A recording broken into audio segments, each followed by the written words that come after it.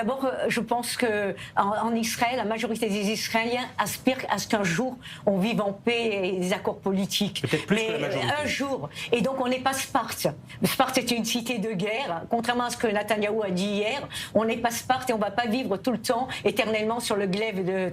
Mais par contre, ce que je voulais dire par rapport, moi je suis une femme de paix. J'ai mené un des plus grands mouvements israéliens pour la paix, nommé au prix Nobel de la paix d'ailleurs. Mais par contre, je pense que toute déclaration de Macron, commençant par Macron et 142 pays qui l'ont suivi, qui font des déclarations unilatérales et symboliques pour la reconnaissance de l'État d'Israël, sans qu'il y ait une demande claire de relâcher tous les otages immédiatement et Sans aussi condition préalable. et aussi l'abandon du terrorisme. C'est la chose la plus importante parce que ça se reproduira tout le temps. Et là, donc, je pense que c'est une erreur. Il faut que des accords soient bilatéraux. C'est-à-dire vraiment Maintenant, au moins les deux parties. Je vous interroge sur une autre phrase d'un autre philosophe. Et pour le coup, là, on a posté le visuel sur le compte Instagram d'I24 News. D'ailleurs, je vous invite à vous abonner à ce compte Instagram d'I24 News. Une déclaration de Michel Onfray.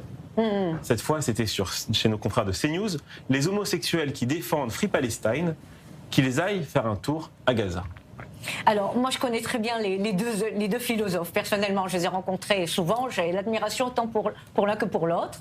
Et ce que je veux dire, effectivement, je pense que Michel Onfray a raison, dans le sens que c'est carrément absurde, une inversion de la réalité de voir des gens qui sont humanistes pour des droits pour les homosexuels soutenir un mouvement djihadiste terroriste. C'est une absurdité vraiment totale. Et donc, il a raison, peut-être par des phrases fortes, de les mettre face à une réalité. Mais ça, je ne le dirais pas que par rapport aux homosexuels, je le dirais par tous les humanistes de cette terre. Réveillez-vous, le djihadisme, ce n'est pas contre Israël seulement, c'est vraiment un fléau mondial.